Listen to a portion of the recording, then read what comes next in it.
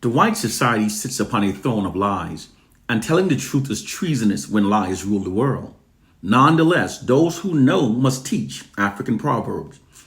A secret weapon of mass destruction that every black person must learn of because we are the greatest victims of it is called information warfare. Black people are in fact the unknowing victims of the most elaborate deployed information warfare in history. Information warfare is an offensive psychological warfare tactic wherein which false information is systematically fed to a targeted population without their awareness, and that are designed to make them, the targeted population, think and behave in ways that are against their own self-interest, and instead in ways that serve the interests of those that are conducting the information warfare. Information warfare can even be used to change a people's behavior and beliefs in ways that insults their own intelligence. Yes, even intelligent people can be made to behave in ways that contradicts rationality and intelligence when the information warfare is being gradually and systematically deployed. Case, point, and proof. Through information warfare, millions of African Americans have been made to self-identify themselves as niggers. This is a direct opposition to our own values given the horrific history associated with the N-word. But now it's been normalized. It's been normalized so much, in fact, that many people get upset if you don't agree with the saying. This was achieved by white propagandists that repetitively fed false information into the African American community that falsely claims that we made the N-word ours and that using it now ridiculously empowers us. Millions of African Americans naively accepted the false information and started calling themselves niggers.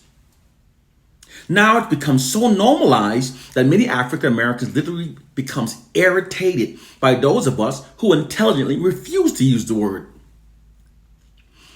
The reason that disinformation propaganda that the N-word is now ours was spread into the African American community because it actually makes us think and behave in ways that are against our own interests and instead in ways that serve the system of white supremacy. This is because words have power over the subconscious mind. We function based upon the words that we repeatedly call ourselves. As I've said many times before, it's why men that repeatedly call themselves thugs are more likely to engage in a fight than to avoid a fight. And it's also why women that repeatedly proclaim themselves as being bitches often become stubbornly unreasonable. We start functioning based upon the words that we call ourselves. It's a psychological phenomenon that white social engineering scientists are well aware of. They've thoroughly studied it.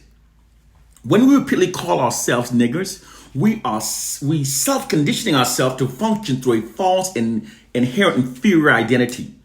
And as long as the white society keeps us functioning under the belief that we're niggers, they'll never have to worry about their social dominance over us ever eroding. Because calling ourselves niggers psychologically assigns us to a false inherent subordinate status within the white dominant society. And then to keep us functioning under the spell cast by the word nigger, white propagandists spread sound-alike words into our community, such as nigger, N-I-G-G-A, and niggas, N-E-G-U-S. These sound-alike words are being used to keep us functioning under the original spell cast by the original N-word because the subconscious mind doesn't see the different spelling. A nigger by any spelling is still a nigger. Because the white propagandists have dug up the ancient Ethiopian word niggas, which means king, many African Americans present it as being a legitimate reason to continue calling ourselves niggers. In fact, the proponents of the word niggas, N-E-G-U-S, are claiming that during slavery, the white enslavers were calling our enslaved ancestors kings. What an idiotic statement. Critically think and look at the facts as they are. Yes, the word niggers is an ancient Ethiopian word meaning king. However, there are more than 2,000 languages and dialects in Africa, and each one of them have at least 3 words that also means king or ruler. With that many thousands of words in Africa meaning king, don't you therefore find it a little bit suspicious that the only one of those many thousands of words that have been spread into the black community is the word niggers, N-E-G-U-S, the one that just happened to sound like exactly like niggers, N-I-G-G-E-R-S. To believe that this is merely an incredible coincidence is extremely naive. Clearly, the Ethiopian word of niggers is being propagated into the black communities to keep us functioning under the original psychological spell cast by the earlier N word. The word is being used to reinforce the negative programming. The N word by any spelling is still the same because the subconscious mind does not see the different spelling. Although most black people no longer experience the type of blatant white racist subjugation tactic as our grandparents did, we, however, still do experience white racist subjugation tactics.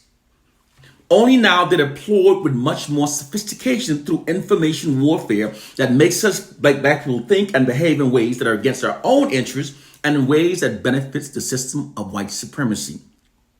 It provides white oppressive forces with their most effective ways of subjugating black people because it's deployed with such sophistication that it's not easily recognized nor easily comprehended by the black victims. This allows them to subjugate black people without protest or resistance. The most pervasive disinformation campaign deployed against black people is the one that keeps us believing the fraudulent and worse narratives about ourselves. Because when the oppressed are demoralized and made self-loathing, they are much more easier to control and be subjugated. The white society's information warfare campaigns against black people are so effective that they manipulate black people to such an extent that despite an abundance of available information, no one is able to come to any sensible conclusion in the interest of defending themselves, their families, and our communities. We have to learn the tactics that are used against us. And they use information warfare all the time. And I can go on so long. The fact that millions of Africans are happy, African Americans are happy that slavery happened, that was a result of an information program also. By showing us the negative depiction of Africa, and it made us make us perceive our enslavement as a rescue mission. They constantly feed us disinformation to shape our minds in ways that supports the system of white supremacy. White social science describes it as instilling a value system into the minds of black people that serves the system of white supremacy. And this has been happening to us. And we have no leaders, so it goes unchecked, unstopped. We only have puppet leaders now. But we must elevate our minds. One love and peace. One thing, I keep getting messages telling me to connect with a certain brother. I'm not going to say his name. I would like to say this. I have much respect for that brother. And I watch his videos and I've been following his stuff. I respect the brother.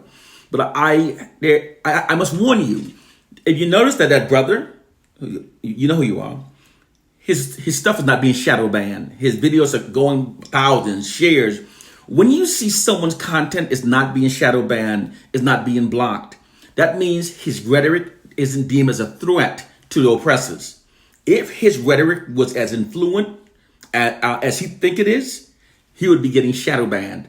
But his stuff gets free reign, free followers. So I'm not interested in getting with that person, because the fact that enemies don't see it worthy to block and stop and suppress is not liberating. Okay, so that's why I haven't responded about getting with that brother. Okay, one love and peace, brothers and sisters. One love and peace.